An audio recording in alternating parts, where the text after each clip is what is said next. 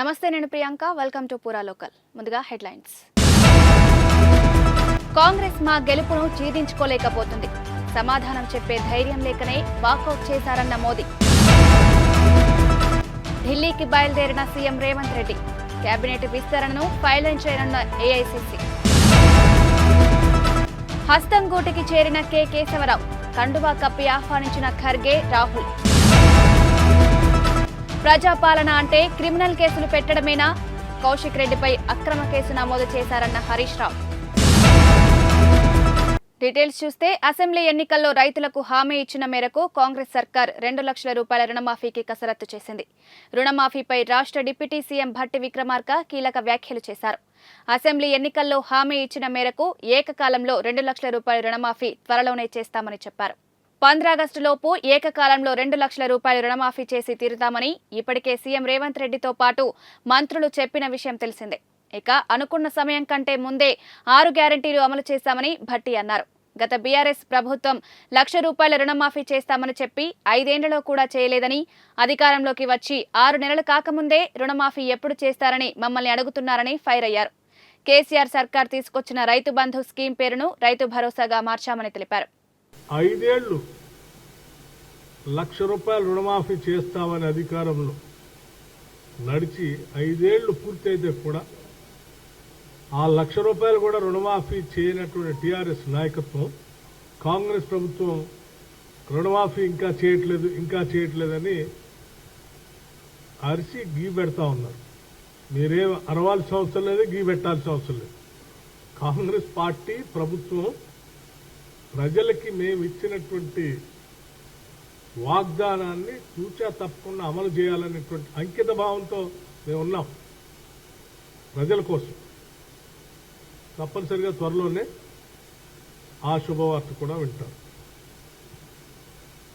అలాగే రైతు భరోసాకు సంబంధించి కూడా మేము రైతు బంధు నుంచి రైతు భరోసా చేసే ప్రక్రియలో ఇచ్చే రైతు భరోసా మొత్తం కూడా పూర్తి స్థాయిలో వ్యవసాయాన్ని అభివృద్ధి చేయడం కోసం రైతాంగ సోదరులకి అందించాలనేటువంటి పట్టుదలతో ఉన్నాం.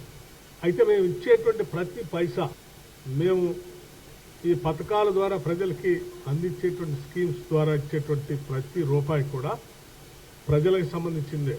ప్రజల ద్వారా కట్టినటువంటి పన్నులు, వాళ్ళ శ్రమతో చెమటతో కట్టినటువంటి పన్నులతో వచ్చినటువంటి ఆదాయంతో చేస్తున్నవి. ఇవే మా సొంత డబ్బులు కాదు. ప్రభుత్వ పరంగా కస్టోడియన్గా ఉండి ధర్మబద్ధంగా, న్యాయబద్ధంగా ఈ రాష్ట్ర అభివృద్ధి కోసం ఉపయోగపడేటట్టుగా ప్రతి పైసాన్ని ఖర్చు పెట్టాలన్నదే మా అందరి ఆలోచన. ఏపీ రాజధాని అమరావతిపై గత ప్రభుత్వం ఎలా వ్యవహరించిందో అందరికీ తెలిసిందే.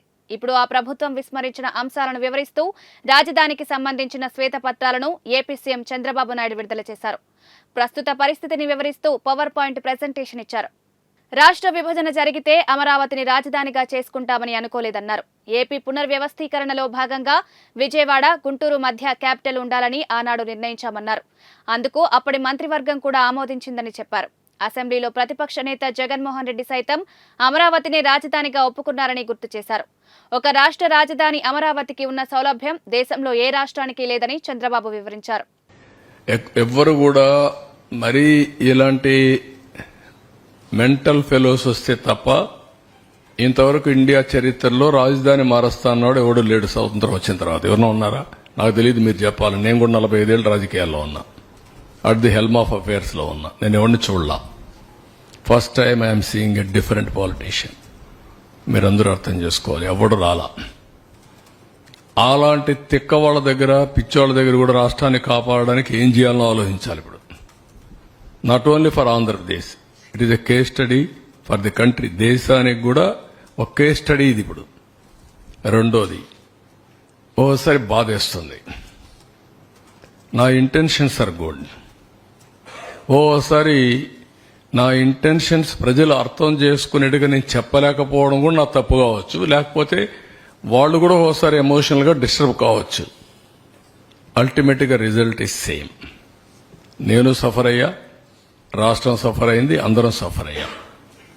హైదరాబాద్ కూడా మీరు ఒకసారి చూస్తే, నేను ఆ రోజు 2004లో కానీ హైదరాబాద్లో కానీ కంటిన్యూ అయింటే ఇంకొక లెవెల్కి వెళ్ళిపోయింది. అది మళ్ళా 10 ఏళ్లు పట్టింది. ఈ రాష్ట్రం కూడా 5 ఏళ్లు కానీ కంటిన్యూ అంటే కంటిన్యూటీ ఆల్వేస్ క్విక్ రిటర్న్స్ వస్తాయి, ఫాస్ట్ గ్రోత్ వస్తుంది, బెటర్ ఎకానమీ ఎస్టాబ్లిష్ అవుతుంది. అక్కడ గ్యాప్ అనేది కొంత నష్టం జరిగింది, కానీ నేను రిపెంట్ కావడం లేదు. నేను ఎప్పుడు కూడా పాజిటివ్గా ఆలోచిస్తా. ఏది జరిగినా మళ్లీ దాన్ని అక్కడి నుంచి స్టార్ట్ చేసి ముందు తీసుకుపోవడం తప్ప ఎన్నికపోయే సమస్య ఉండదు. అసత్యాలు ప్రచారం చేసే వారికి నిజం వినే శక్తి లేదని ప్రతిపక్షాలను ఉద్దేశించి ప్రధాని మోదీ విరుచుకుపడ్డారు. రాష్ట్రపతి ప్రసంగానికి ధన్యవాదాలు తెలిపే తీర్మానంపై ప్రధాని నరేంద్ర మోదీ కీలక వ్యాఖ్యలు చేశారు. దేశం చూస్తోందని అబద్దాలు ప్రచారం చేసే వారికి నిజం వినే శక్తి లేదన్నారు. సత్యాన్ని ఎదుర్కొనే ధైర్యం లేనివారు ప్రశ్నలకు సమాధానాలు కూడా వినలేరన్నారు. బీజేపీ గెలుపును కాంగ్రెస్ జీర్ణించుకోలేకపోతుందని చెప్పారు. వీళ్లు ఆటో పైలట్, రిమోట్ పైలట్ మోడ్లో ప్రభుత్వాన్ని నడిపేందుకు అలవాటు పడ్డారన్న మోదీ పనిచేయడంపై నమ్మకం లేదు, కేవలం ఎలా వేచి ఉండాలో మాత్రమే తెలుసు అని మోడీ సోనియా గాంధీని ఉద్దేశించి పరోక్షంగా వ్యాఖ్యలు చేశారు. आदरणीय सभापति जी, देश देख रहा है, झूठ फैलाने वालों की सत्य सुनने की ताकत भी नहीं होती।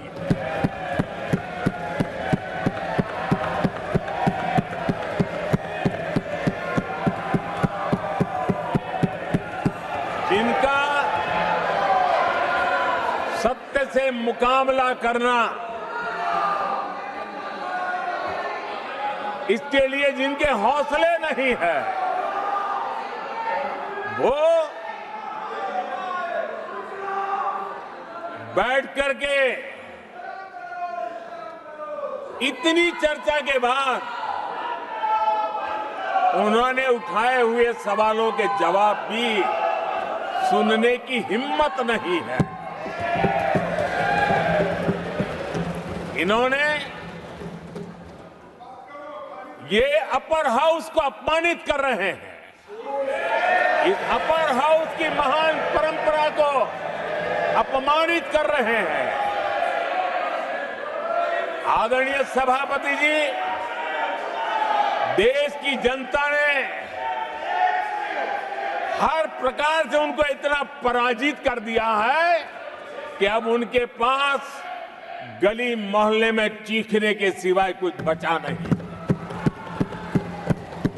नारेबाजी, हो हल्ला और मैदान छोड़ के भाग जाना, यही उनके नसीब में लिखा हुआ।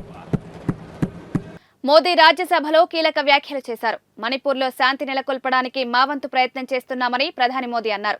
11,000కు పైగా ఎఫ్ఐఆర్ హింసకు కారణమైన వారిపై నమోదు చేశామని, అందులో 500 మందిని అరెస్టు కూడా చేశామని తెలిపారు. మణిపూర్ సమస్యను రాజకీయం చేయడం మానేయండని ప్రధాని విపక్షాలపై మండిపడ్డారు. చాలా ప్రాంతాల్లో ఇప్పుడు పరిస్థితులు చక్కబడ్డాయని అన్నారు. హింసాత్మక సంఘటనలు తగ్గుముఖం పడుతున్నాయని వివరించారు. मणिपुर की स्थिति सामान्य करने के लिए सरकार निरंतर प्रयासरत है। वहां जो कुछ भी घटनाएं घटी, 11,000 से ज्यादा एफआईआर की गई है। मणिपुर छोटा सा राज्य है, 11,000 एफआईआर की गई है। 500 से ज्यादा लोग अरेस्ट हुए हैं। आदरणीय सभापति जी, इस बात को भी हमें स्वीकार करना होगा कि मणिपुर में लगातार हिंसा की घटनाएं कम होती जा रही है। इसका मतलब शांति का आशा रखना, शांति पे भरोसा करना संभव हो रहा है। आज मणिपुर के अधिकांश हिस्सों में आम दिनों की तरह स्कूल चल रहे हैं, कॉलेज चल रहे हैं। ఉత్తరప్రదేశ్ ముఖ్యమంత్రి యోగి ఆదిత్యనాథ్ హత్రాస్ ను సందర్శించారు. హత్రాస్ ఘటనలో గాయపడి ప్రభుత్వ ఆసుపత్రిలో చికిత్స పొందుతున్న వారిని ఆయన పరామర్శించారు.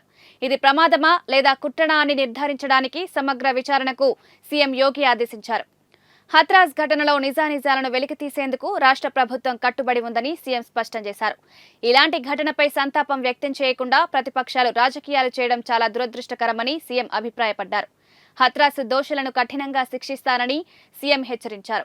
యూపీలోని హత్రాస్లో జరిగిన తొక్కిసలాటలో మృతుల సంఖ్య 121కి చేరింది. इस पूरे घटनाक्रम के लिए हम लोगों ने एडीजी आगरा की अध्यक्षता में एक एसआईटी गठित की है, जिसने अपनी प्रारंभिक रिपोर्ट दी है और इस घटना की तह में जाने के लिए उनसे कहा गया है। बहुत सारे ऐसे पहलू हैं जिन पर जांच होनी बहुत आवश्यक है। अब तक प्रथम दृष्टया जो थी हमारी कार्रवाई ये थी कि राहत और बचाव के कार्य को आगे बढ़ाने के बाद आयोजकों को पूछताछ के लिए बुलाना,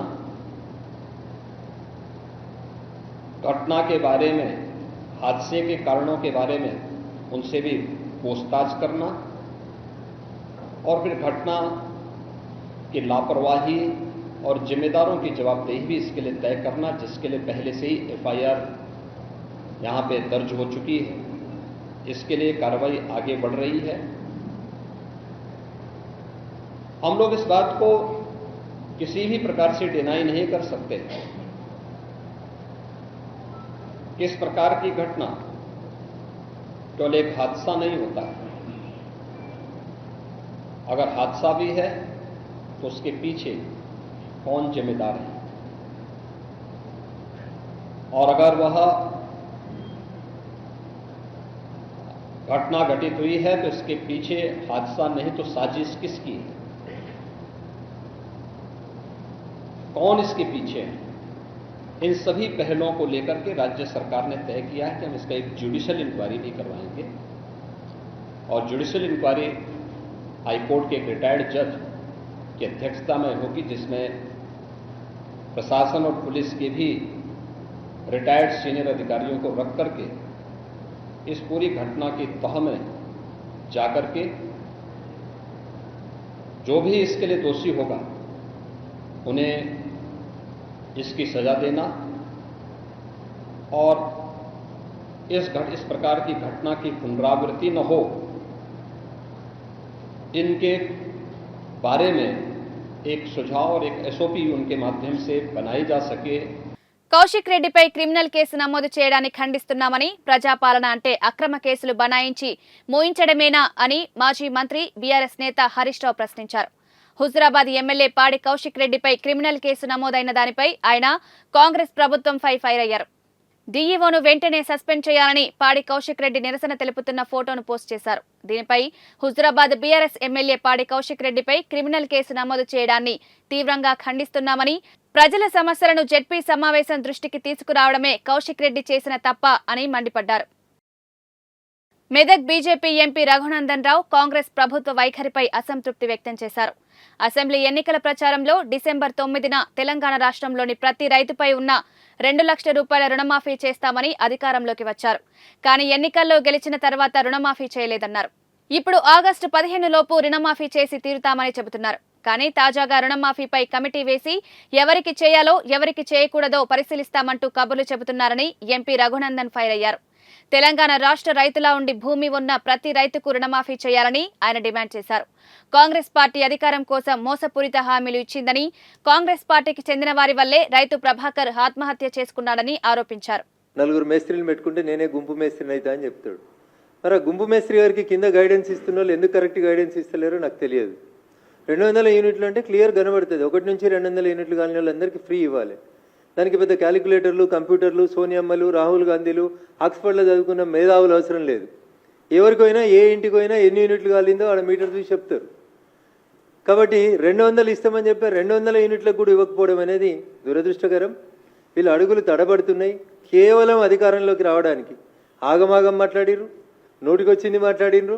ముందు గద్దెనెక్కితే గద్దెనెక్కినాక తెడ్డు తగిలేయచ్చని ఓడ దాటిదాకా ఓడమల్లన్న, ఓడ దాటినాక బోడమల్లన్న అనేటువంటి రీతిలో పనిచేసారు రేవంత్ రెడ్డి గారు తప్ప నిజాయితీగా తెలంగాణ సమాజం మేలుని ఆకాంక్షల్ని కోరుకుంటే మాత్రం ఎద్దేడిచిన వ్యవసాయం, రైతు ఏడ్చిన రాష్ట్రం బాగుపడదు అనే ఒక నానుడు ఉంటుంది. కాబట్టి వెంటనే రైతన్నల సమస్యల పట్ల స్పందించాలని ఈ రాష్ట్ర ప్రభుత్వాన్ని మేము డిమాండ్ చేస్తాం. తిరిగి తిరిగి తిరిగి తిరిగి ఎవరు రెస్పాండ్ కాకపోతే రైతు ఆత్మహత్య చేసుకున్నాడు. ప్రతిపక్షంలో ఉన్నప్పుడు చాలా మాట్లాడిన రేవంత్ రెడ్డి గారు, ఇలా మీరే ముఖ్యమంత్రి. ఒక రైతు లైవ్లో పురుగుల మందు దాగి తన భూమిని ఆ గ్రామంలో ఉన్న కొంతమంది మీ పార్టీకి సంబంధించినటువంటి నాయకులు కబ్జా చేస్తున్నారని ఇబ్బంది పడుతూ ఆత్మహత్య చేసుకుంటే ఇంతకంటే బాధాకరమైనటువంటి విషయం ఇంకొకటి ఉండదు. ధరణి అట్లే ఉంది, రైతుల సమస్యలు అట్లే ఉన్నాయి, ఎక్కడి కష్టాలు అక్కడే ఉన్నాయి. ఇంకా మీరు టైంపాస్ చేసేటువంటి కార్యక్రమాన్ని మానుకొని వెంటనే తెలంగాణ రైతాంగాన్ని ఆదుకోవాలని భారతీయ జనతా పార్టీ పక్షాన రాష్ట్ర ప్రభుత్వాన్ని డిమాండ్ చేస్తూ ఇచ్చిన హామీలను నిలబెట్టకపోతే రైతన్నల పక్షాన ఉద్యమిస్తామని చెప్పి కూడా ఈ సందర్భంగా వారిని హెచ్చరిస్తాం. కాంగ్రెస్ పార్టీలో చేరారు కె కేశవరావు. ఢిల్లీలో పార్టీ అధ్యక్షులు ఖర్గే సాదరంగా ఆహ్వానించారు. పార్టీ కండువా కప్పి స్వాగతించారు. కె కేశవరావు పార్టీలో చేరిన సందర్భంలో సీఎం రేవంత్ రెడ్డి, పార్టీ వ్యవహారాల ఇన్ఛార్జ్ దీపాదాస్ మున్షి, కేసీ వేణుగోపాల్ ఉన్నారు. పార్టీలో చేరిక ముందు కె కేశవరావుకు స్వయంగా ఫోన్ చేశారు ప్రియాంక గాంధీ. పార్టీలో జాయిన్ కావడంపై ఆనందం వ్యక్తం చేశారు. ప్రస్తుతం బీఆర్ఎస్ పార్టీ రాజ్యసభ ఎంపీగా ఉన్నారు కె కేశవరావు. గతంలో ఆయన కాంగ్రెస్ పార్టీలో ఉన్నారు. ఉమ్మడి ఏపీలోనే కాంగ్రెస్ పార్టీ అధ్యక్షుడిగా కూడా పనిచేశారు. రాష్ట్ర విభజన తర్వాత బీఆర్ఎస్ పార్టీలో చేరారు. మళ్లీ ఇప్పుడు సొంతింటికి వచ్చారు కేశవరావు. కేశవరావు తిరిగి కాంగ్రెస్ పార్టీలోకి రావడంపై కేంద్ర అధిష్టానం కూడా హ్యాపీగా ఉంది. ప్రియాంక గాంధీ సాదర స్వాగతం పలికారు. దేశవ్యాప్తంగా అమలులోకి వచ్చిన కొత్త నేర చట్టాల కింద బీఆర్ఎస్ ఎమ్మెల్యే పాడి కౌశిక్ రెడ్డిపై క్రిమినల్ కేసు నమోదైంది. కరీంనగర్ పోలీసులు ఎమ్మెల్యేపై ఈ కేసు నమోదు చేశారు. దేశంలో కొత్త నేర చట్టాల కింద ఎమ్మెల్యేపై కేసు నమోదు కావడం ఇదే ఫస్ట్ కేసు. జిల్లా పరిషత్ మీటింగ్లో ఎమ్మెల్యే పాడి కౌశిక్ రెడ్డి రెచ్చిపోయారు. అధికారులు, తోటి ప్రజాప్రతినిధులను అసభ్య పదజాలంతో దూషించారు. పార్టీ మారిన ప్రజాప్రతినిధులపై తీవ్ర స్థాయిలో ధ్వజమెత్తారు. గాజులు వేసుకుని వెళ్లారు, మీదో బతుకా అంటూ మండిపడ్డారు. అసభ్య పదజాలంతో దూషించారు. కాంగ్రెస్ మినిస్టర్ పొన్నం ప్రభాకర్ పైన తిట్లదండకం చదివారు. ఈ ఘటనపై అధికారులు, ప్రజాప్రతినిధులు ఫిర్యాదు చేయడంతో పోలీసులు ఎమ్మెల్యే పాడి కౌశిక్ రెడ్డిపై కొత్త నేర చట్టాల కింద కేసు నమోదు చేశారు. ఏపీ మాజీ ముఖ్యమంత్రి వైఎస్ జగన్మోహన్ రెడ్డి కేసులకు సంబంధించి తెలంగాణ హైకోర్టు కీలక ఆదేశాలు జారీ చేసింది. జగన్ కేసుల పిటిషన్పై హైకోర్టులో విచారణ జరిగింది. జగన్ కేసులకు సంబంధించి పూర్తి నివేదిక సమర్పించాలని సీబీఐకి కోర్టు ఆదేశాలు జారీ చేసింది. తదుపరి విచారణ ఈ నెల 23కి వాయిదా వేస్తున్నట్టు కోర్టు ప్రకటించింది. అలాగే కౌంటర్ దాఖలు చేయాల్సిందిగా జగన్ న్యాయవాదికి కూడా హైకోర్టు ఆదేశాలు జారీ చేసింది. కాగా సీబీఐ కోర్టులో ఉన్న జగన్ కేసుల విచారణను వేగవంతం చేయాలని కోరుతూ హైకోర్టులో పిటిషన్ దాఖలైంది. మాజీ ఎంపీ హరిరామ జోగయ్య ఈ పిటిషన్ను వేశారు. ఈ పిటిషన్ను కోర్టు విచారణకు స్వీకరించింది.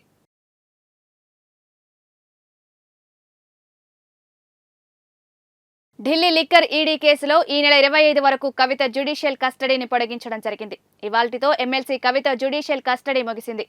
వీడియో కాన్ఫరెన్స్ ద్వారా కోర్టు ముందు కవితను జైలు అధికారులు హాజరుపరిచారు. తదుపరి కేసు విచారణ జూలై 25కి రౌజ్ అవెన్యూ కోర్టు వాయిదా వేసింది. ఢిల్లీ మద్యం విధానం కుంభకోణంలో అరెస్టై తిహార్ జైల్లో ఉన్న బీఆర్ఎస్ ఎమ్మెల్సీ కల్వకుంట్ల కవితకు బెయిల్ దొరుకుతుందన్న ఆశలు అడియాసలుగానే మారుతున్నాయి.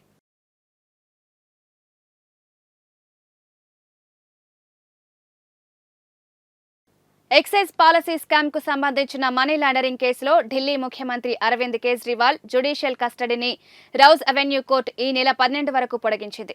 ఎయిమ్స్ ఏర్పాటు చేసిన ప్రత్యేక బోర్డు మెడికల్ కన్సల్టేషన్ల సమయంలో తన భార్యను అనుమతించాలని అరవింద్ కేజ్రీవాల్ చేసుకున్న విజ్ఞప్తికై నిర్ణయాన్ని ఈ నెల 6కి కోర్టు వాయిదా వేసింది. వీడియో కాన్ఫరెన్స్ ద్వారా కోర్టు ముందు కేజ్రీవాల్ను బుధవారం నాడు హాజరుపరిచారు. కాగా తనపై సీబీఐ పెట్టిన కేసులో బెయిల్ కోరుతూ కేజ్రీవాల్ బుధవారం ఉదయం ఢిల్లీ హైకోర్టులో పిటిషన్ వేశారు. బెయిల్ పిటిషన్ను గురువారం నాడు లిస్టు చేయాలని కేజ్రీవాల్ తరపు న్యాయవాది రజత్ భరద్వాజ్ కోర్టును కోరారు. సీఆర్పీసీలోని 41 సెక్షన్కు విరుద్ధంగా కేజ్రీవాల్ను సీబీఐ అక్రమంగా కస్టడీలోకి తీసుకుందన్నారు. తెలంగాణకు రానున్న 3 రోజుల పాటు తేలికపాటి నుండి మోస్తరు వర్షాలు కురుస్తాయని ఐఎండీ అలర్ట్ ప్రకటించింది. రాష్ట్రం మీదుగా నైరుతి రుతుపవనాలు చురుకుగా కదులుతున్నాయని తెలిపింది. గాలులు ప్రధానంగా పశ్చిమ మరియు నైరుతి దిశల నుండి వీస్తున్నందున ఈ రోజు పలు జిల్లాల్లో అక్కడక్కడ తేలికపాటి నుంచి మోస్తరు వర్షాలు, రేపు ఎల్లుండి కొన్ని చోట్ల తేలికపాటి వర్షాలు కురిసే అవకాశం ఉంది. తెలంగాణలో స్థిరమైన ఈదురుగాలులు గంటకు 30 నుండి 40 కిలోమీటర్ల వేగంతో వీచే అవకాశం ఉందని తెలిపింది.